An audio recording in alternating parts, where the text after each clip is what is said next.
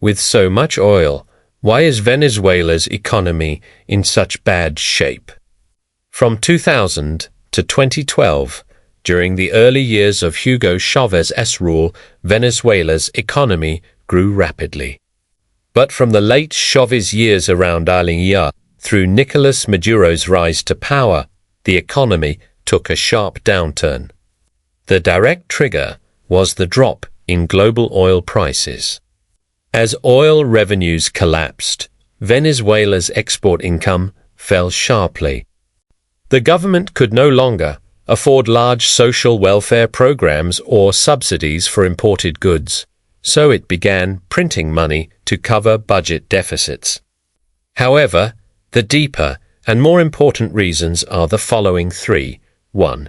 Populist government.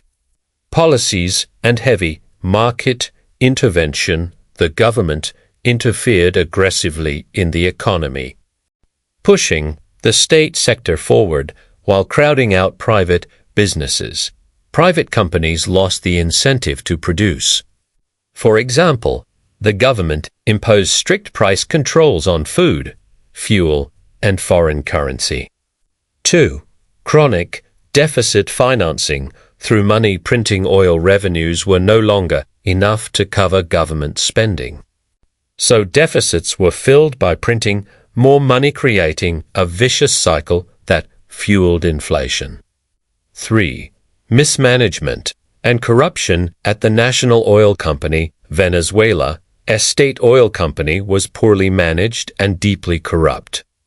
The government treated it like a cash cow, constantly draining its revenues without reinvesting. As a result, oil production fell from over 3 million barrels per day to less than 700,000 barrels per day at its lowest point.